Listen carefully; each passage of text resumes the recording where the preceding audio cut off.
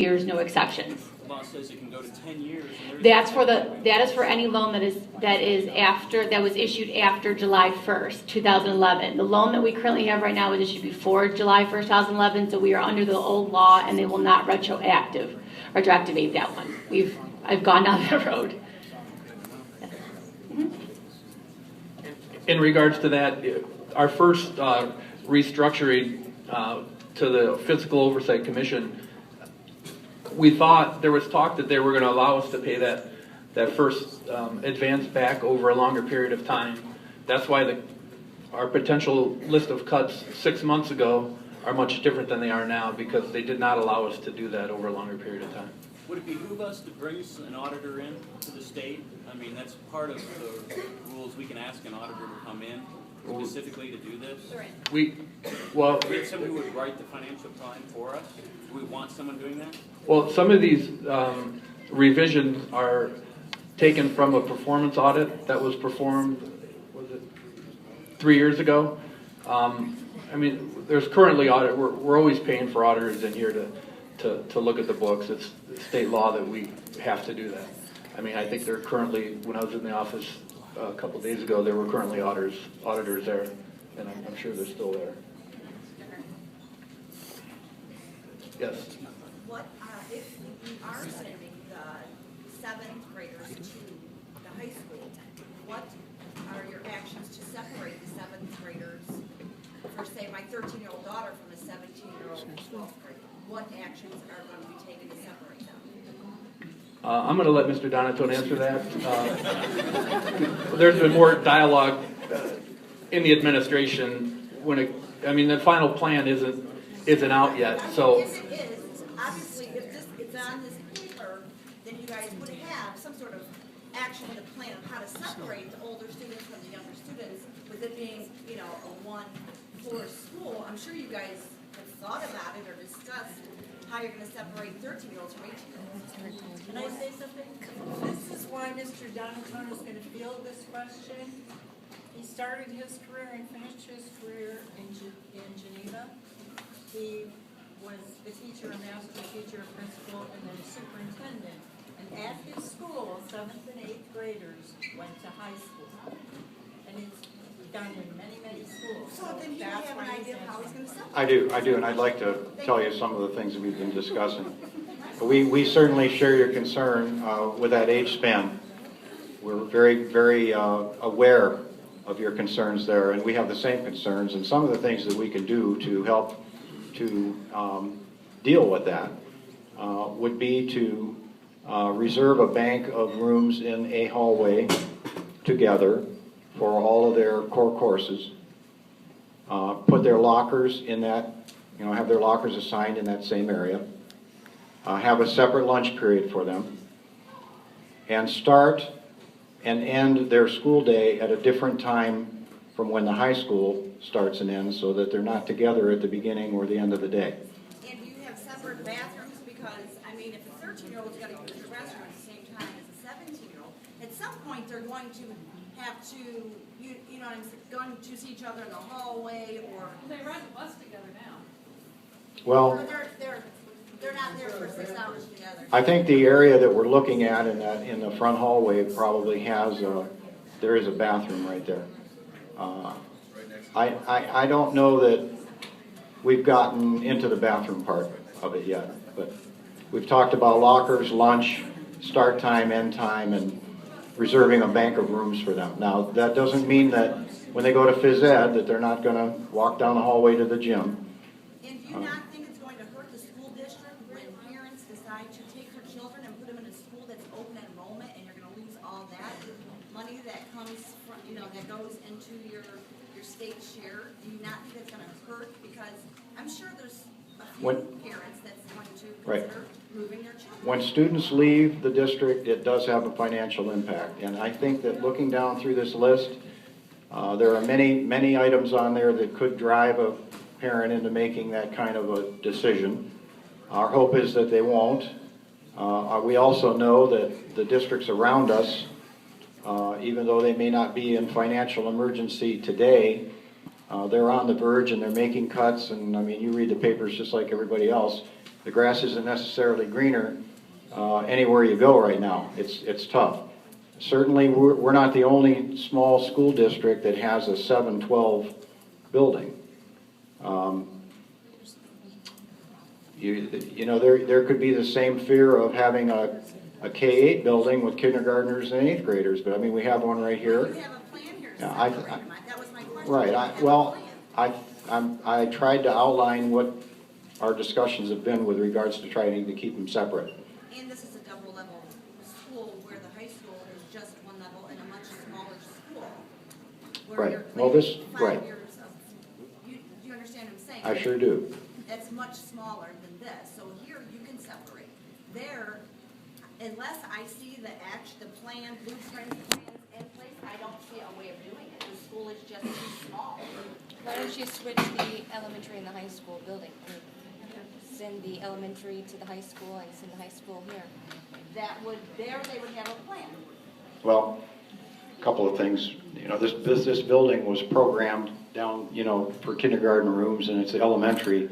The fixtures are all elementary level. And, Well, we all have to you know, make sacrifices. I know, but I mean, this building's too big for the high school in population, and that building is too small for this population. So I've not heard that before. Put it on the card. We'll look more at it, but I don't know that makes. I don't know that I see a savings there. No, you know. we just separated. Right. But we're looking at remember, we have to make a $600,000 reduction in expenditures. If it wasn't for that, we wouldn't be here tonight, and we wouldn't be talking about any of these items on here because they're all difficult. I mean, if we had our druthers, we wouldn't have to do any of them. But we're in debt, and we have to show that we can get out of debt, and we have a commission that has all the authority of the law telling us, you need to do this. I'm going to let Mr. Loveland take the podium here. I see a hand in the back. Waiting, I think you had something to concern with that? Yeah, just to follow up. This certainly comes to more than 600,000 here, and it looks like switching from this school to the next, is it only 88? Or is there more? 88 in the teacher, and then there's some in the busing. Well, the busing, it would be cheaper if you just dropped the 7th and 8th graders off here also, instead of running them up to town into Thompson and not making it that long. So it seems to me that you could still get well over 600 and leave the 7th and 8th graders here. That's just one thought. How long are these cuts going to stay in effect? Until we can balance a budget on a 5-year plan. I mean, it could be, I can't put a time limit on it. It could be 3 years, it could be 5 years. Gotcha. Could be longer. Unless there's a windfall, it could be shorter. Do we have a projection for this 1 1/4? This is, I see when we start projecting the local taxes, it kind of starts flat in 14, 15, 16.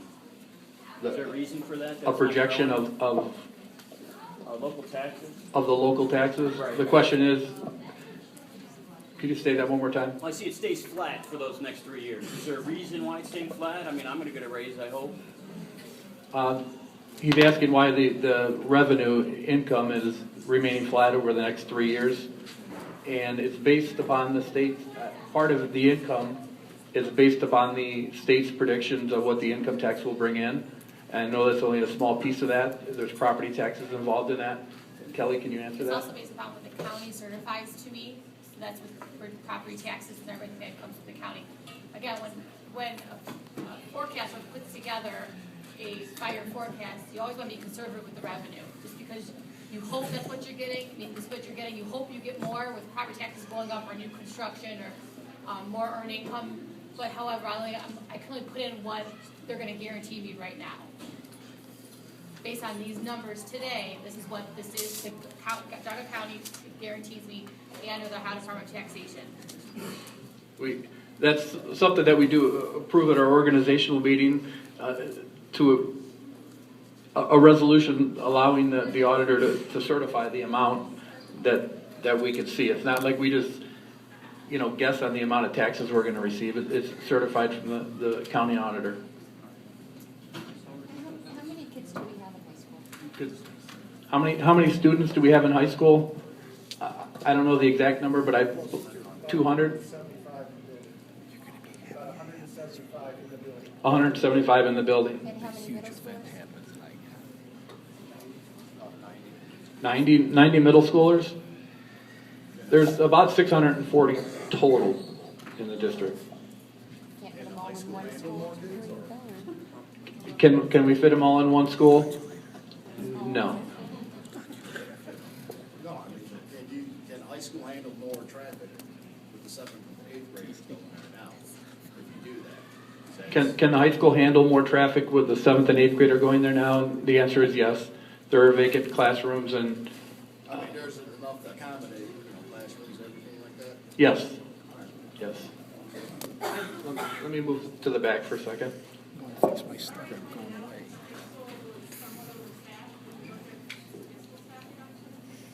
Well, it's already been pointed out that the high school is overstaffed, and the question was, can we look at high school staffing options? And the answer is, we look at those every year, but we have to offer the kids so many classes to take, and those teachers are necessary to fill those requirements. Yes, in the back.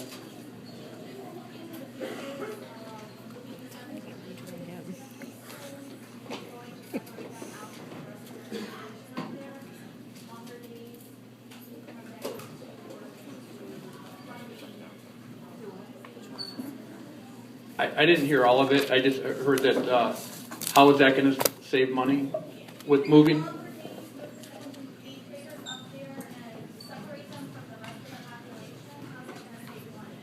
The question is, how is separating the 7th and 8th graders and having a longer day for them going to save money?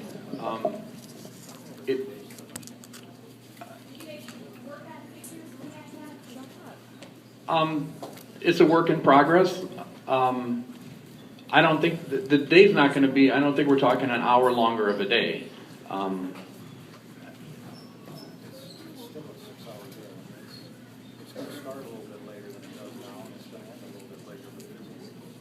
It's still going to be a 6-hour day, and it's going to start later and end later.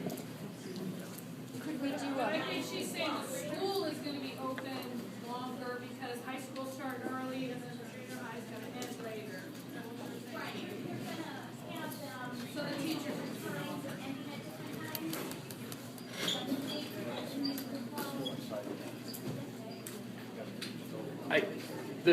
The building's still going to, I mean, if you're talking from a utility standpoint, and the building's going to have to remain open, and the day's going to be the same for the teachers.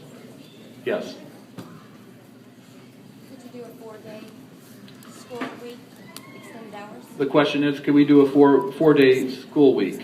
And it's been considered. We don't have any details on it. It's not. Mr. Donatone says it's illegal, but we did, between the board members, have conversation on that.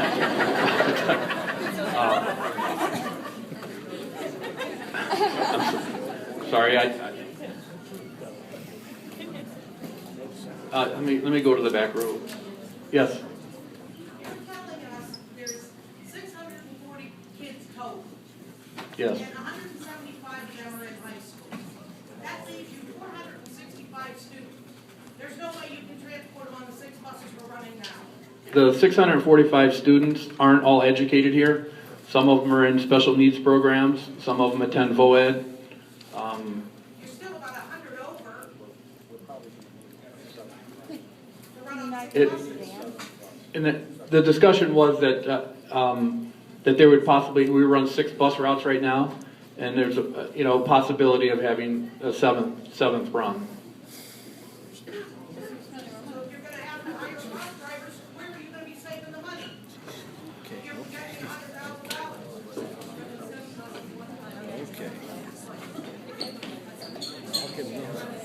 We'll test it.